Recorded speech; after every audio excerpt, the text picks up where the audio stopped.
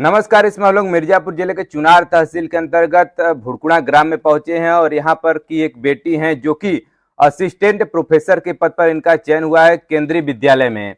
और यहाँ पर इनका जो है कि मायका है और ये रहने वाली हैं राजूपुर खरकस्सीपुर की। और यहीं पर हम लोग पहुंचे इसमें भुड़कुणा ग्राम में इनसे, तो हम लोग जो इनके सफलता की क्या कहानी है वो सब आपके समक्ष हम यहाँ पर साझा करने वाले हैं।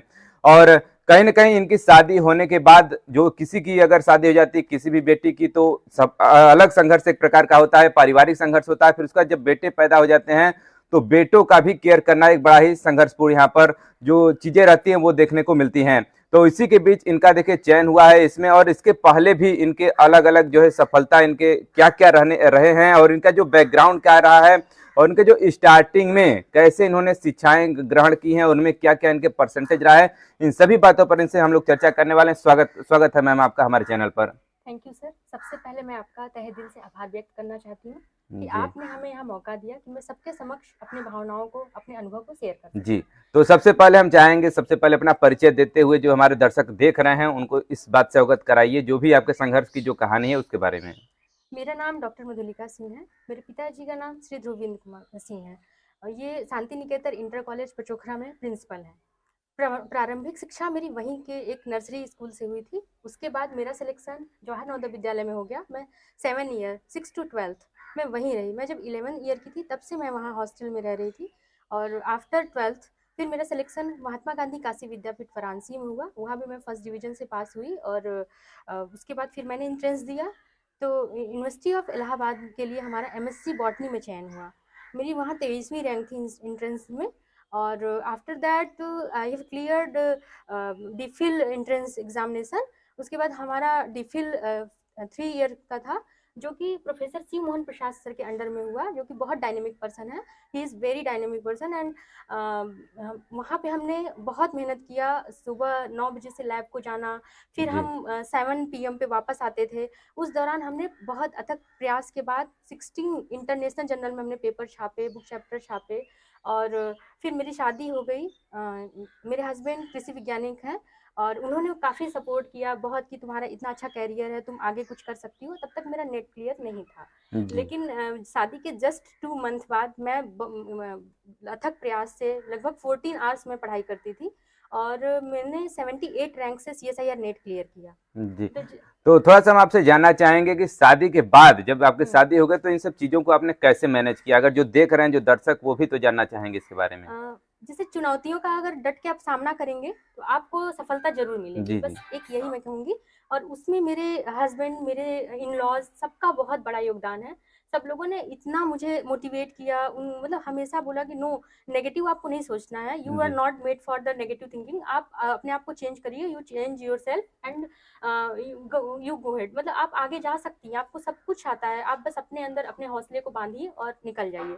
तो मैं घर का काम भी करती थी, मतलब मम्मी के साथ मिलके। मम्मी बहुत सपोर्ट करती थी हर चीज़ों में और फिर हमारा जो हुआ इस तरह से हम अपने लक्ष्य को पा लिए। तो जैसे पहले आप मायके में थी उस समय और जब आप शादी हो गया उसमें क्या मतलब दोनों में डिफरेंस आपको समझ में आया? पहले ज्यादा फ्री थी या फिर बाद में आपको फ्रीनेस ज्यादा समझ में आया? ऐसा कुछ भी अंतर नहीं था। मैं तो फॉरेन विजिट भी मेरा, मैं मलाया यूनिवर्सिटी मलेशिया में मेरा इनवाइटेड लेक्चर था during DPhil, during post doctoral fellow tenure. ये पोस्ट डॉक्टरल फेलो जो था मेरा बनारस हिंदू यूनिवर्सिटी से था। तो उसमें मुझे मेरे ससुर जी ने ही भेजा था कि तुम फॉरेन जाओ, तो वहाँ मेरा इनवाइटेड लेक्चर था। तो मुझे बहुत फ्रीडम मिला, मतलब मैं अकेले वहाँ गई थी। तो I think this is the मतलब जो है कि जितना आपका सहयोग आपके पिताजी का था उतना ही सहयोग समझिए आपके ससुर जी का भी था और उतना ही सहयोग आपके पति देव का था, तभी जो है कि आप इस मुकाम तक हासिल कर पाई हैं।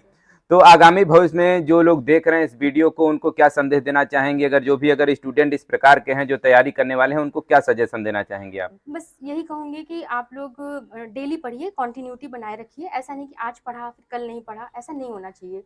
मतलब आपको कंटिन्यूटी में ही रहना है और एक स्टूडेंट लाइफ में आप बी सेल्फिश। आपको मतलब मैं सेल्फिश इसलिए कह रही हूँ क्योंकि आप स्टूडेंट हैं। अगर आप टाइम वेस्ट करेंगे तो आपका लॉस होगा। जैसे ही आप जॉब पाइए अपने सेल्फिशनेस को डिवाइड कर दीजिए, मदर फादर एंड अदर जो भी फैमिली मेंबर्स जैसे अगर आप तैयारी कर रहे हैं तो ज्यादा रिश्तेदारी में बात वगैरह न करें या फिर ज्यादा आना जाना न रहे उस समय तक, जब तक आपका छात्र जीवन है। मतलब डिस्ट्रैक्शन जो भी है उसे कम करिए। वो आप सोशल मीडिया भी हो सकता है, कुछ भी चीज है, अपने काम पे ध्यान दीजिए और definitely think high get high. अगर आप अच्छा सोचेंगे तो अच्छा पालेंगे।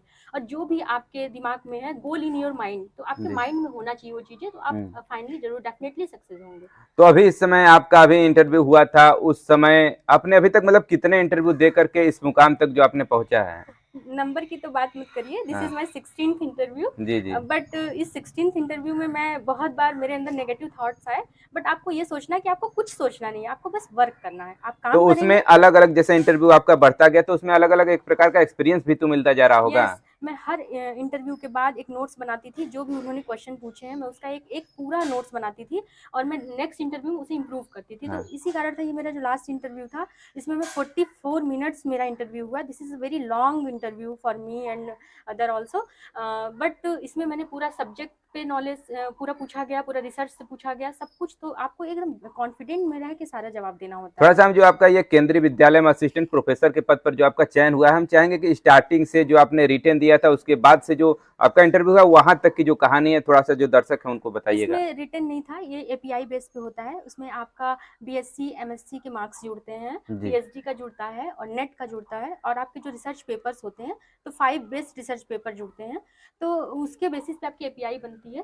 तो जी उस एपीआई के आधार पे आपको इंटरव्यू में कॉल किया जाता है। This is the central university, and वहाँ पे फिर आपका इंटरव्यू होता है। जी। और यहाँ पे आपको एकदम बहुत अच्छे लेवल का होता है। उसमें 9 to 8 10 मेंबर्स होते हैं इंटरव्यू बोर्ड में, तो जी आपको उनके जी। सामने अपने आप को प्रस्तुत करना होता है। बस मैं ये कहूँगी कि आपको अपने आप को वहाँ स्वयं प्रस्तुत करना है, कोई आपका रिप्रेजेंटेटिव नहीं बनेगा। आपके अंदर अगर हौसला है तो आप कुछ भी कर सकते हैं। जी। तो जब आप एंट्री की थी जब गेट से ही तो उसमें किसी प्रकार का घबराहट की स्थिति उत्पन्न हुई रही होगी। 9 लोग एक चेंबर में बैठे हैं एक ही कमेटी में, तो उसमें क्या आपको ऐसा कुछ लगा था कि नहीं जो कि घबराहट की स्थिति थोड़ी बहुत?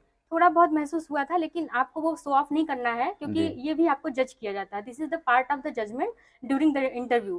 तो जी। आई थिंक आपको ये चीज़ अपने माइंड में रखना होगा कि आपको इससे बचना है। जी। तो उसमें जो 9 लोगों की पैनल है उसमें आपके फिजिकल एक्टिविटी, ड्रेसिंग सेंस सब कुछ चेक किया जाता है यस, यस, उसमें? डेफिनिटली हाँ। Everything will check.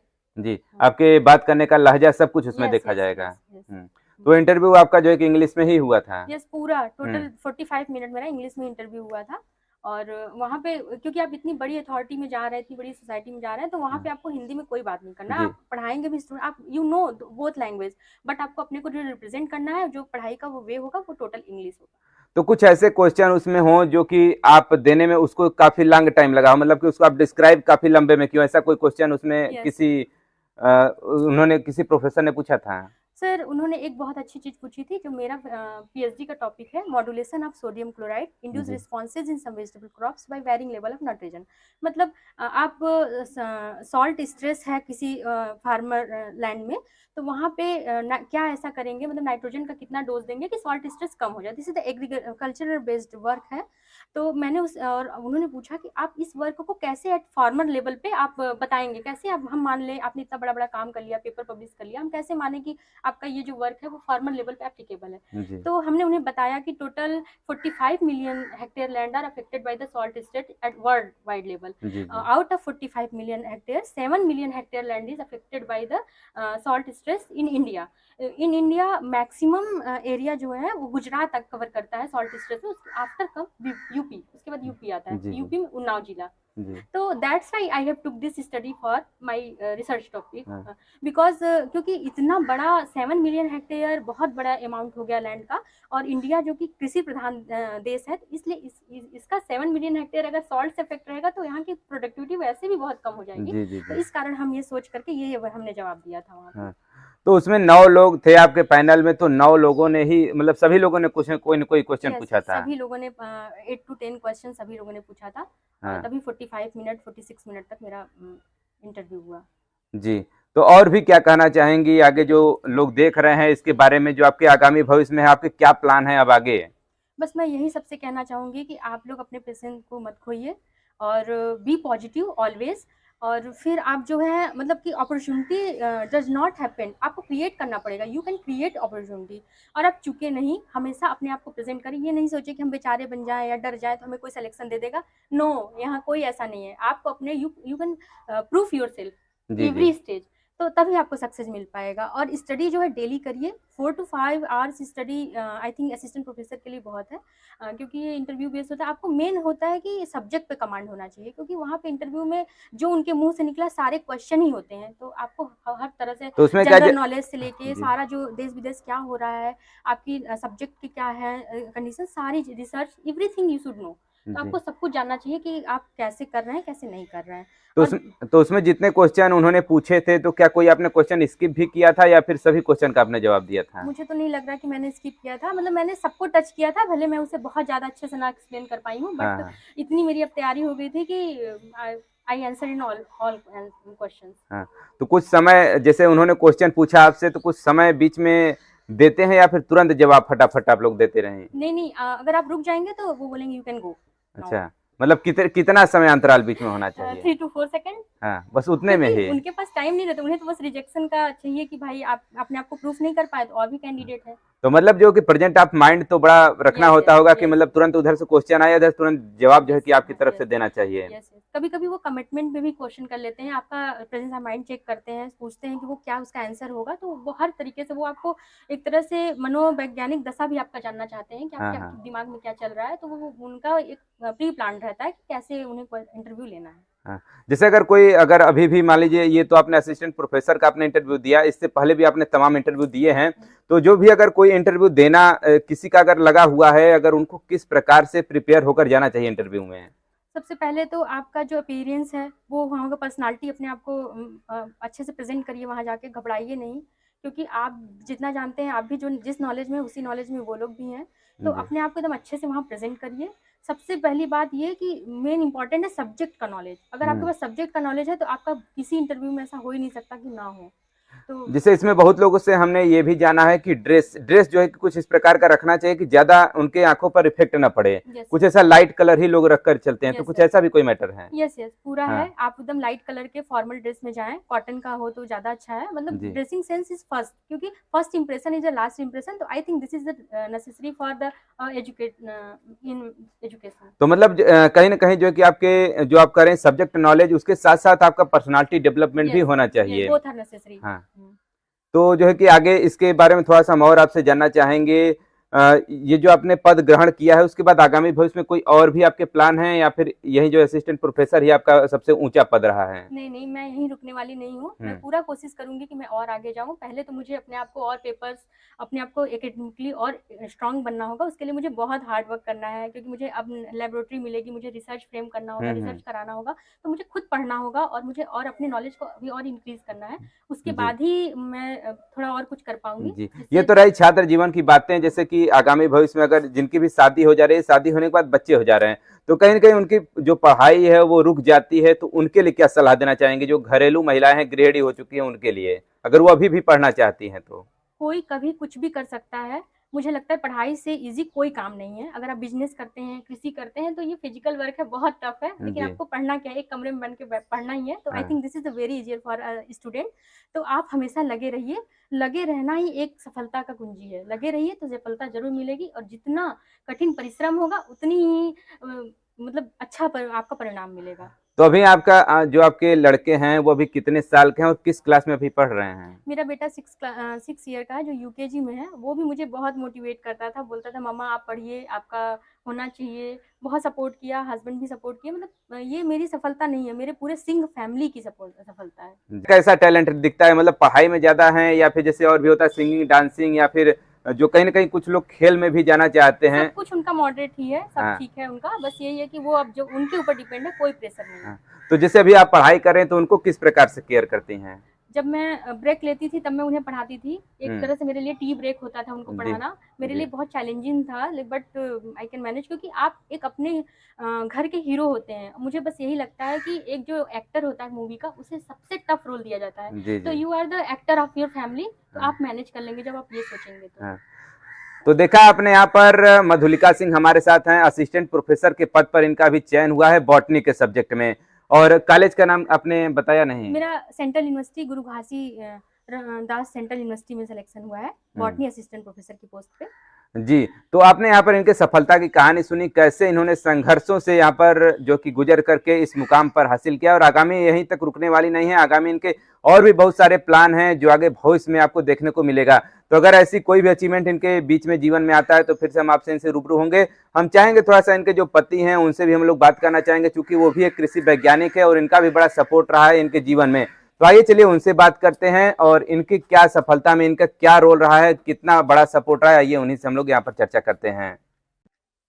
तो देखिए अभी हमारे साथ थे डॉक्टर मधुलिका सिंह, जिनसे जो कि अभी असिस्टेंट प्रोफेसर के पद पर उनका चयन हुआ है और उन्हीं के देखिए पति हमारे साथ हैं, ये भी कृषि वैज्ञानिक हैं और इन्हीं से हम लोग जानने वाले हैं कि क्या इनका सपोर्ट रहा है। पहले सर हम आपका परिचय जानना चाहेंगे, जो हमारे दर्शक हैं उनको अपने पहले अपने बारे में थोड़ा सा बताइए। नमस्कार दर्शक भाइयों, मेरा नाम राजीव कुमार सिंह है। मैं कृषि विज्ञान केंद्र बक्सा जौनपुर में उद्यान वैज्ञानिक के पद पर इसमें कार्यरत हूँ, जो आचार्य नरेंद्र देव कृषि एवं प्रौद्योगिकी विश्वविद्यालय कुमारगंज अयोध्या में द्वारा संचालित होता है।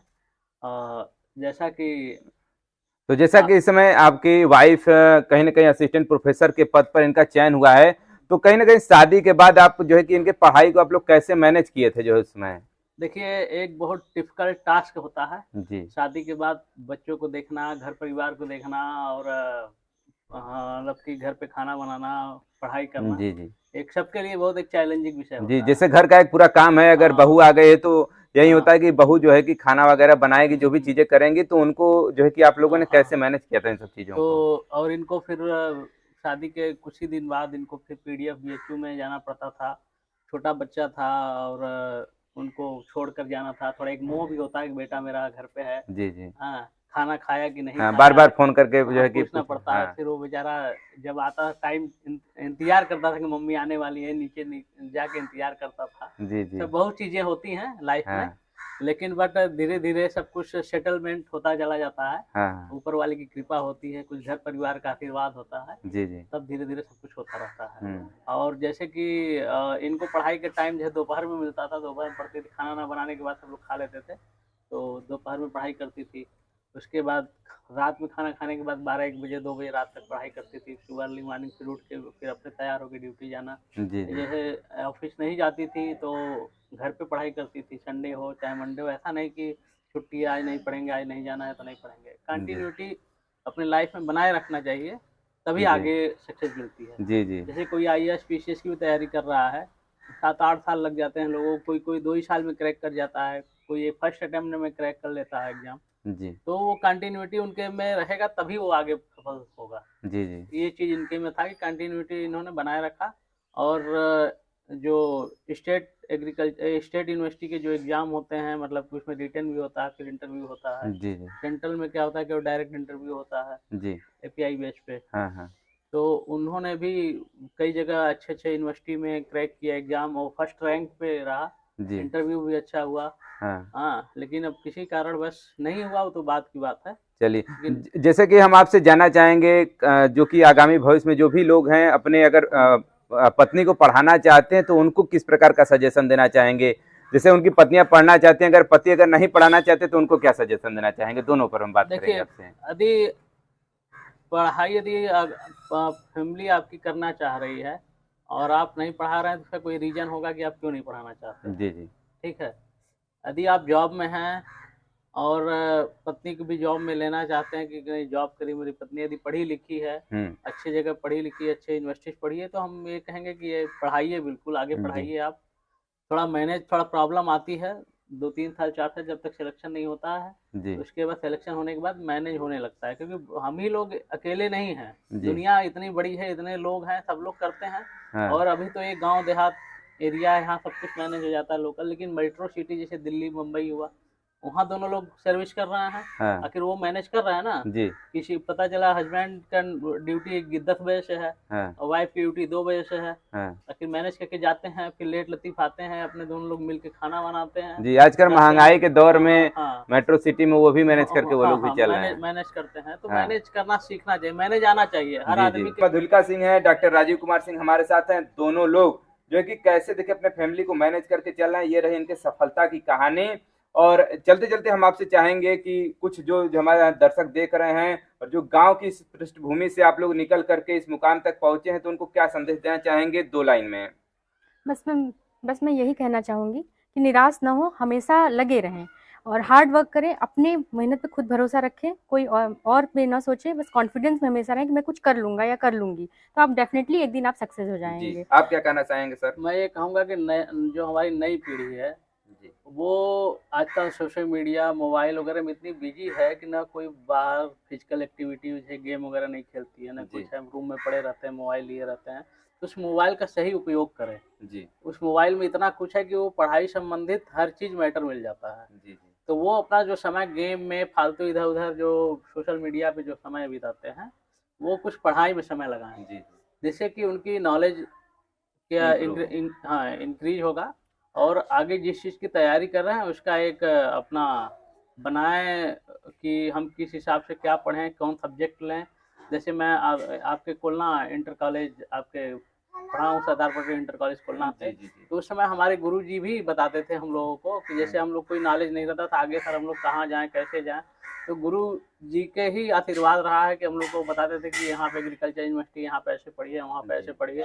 तो यही है कि आप लोग गुरु जी के टच में रहिए और अपनी पढ़ाई को कंटिन्यूअस बनाए रखिए और एम बनाइए कि हमें अच्छे जगह कहाँ जाएंगे जी। या कहाँ जाना चाहते हैं। जब एम बनाएंगे तो आप निश्चित है सफलता, साल 2 साल 4 साल समय लगेगा लेकिन आपको निश्चित सफलता मिलेगी। जी। देखिए ये रहे मिर्जापुर के 2 रोल मॉडल जिनको जो कि आपके समक्ष हमने प्रस्तुत किया और इससे भी पहले हम जो कि मिर्जापुर के ऐसे रोल मॉडलों को आपके समक्ष प्रस्तुत करते आ रहे हैं और आगामी भविष्य में ऐसे और भी जो कि रोल मॉडल मिलेंगे तो उनको भी आपके समक्ष प्रस्तुत करने का हमारा प्रयास रहेगा।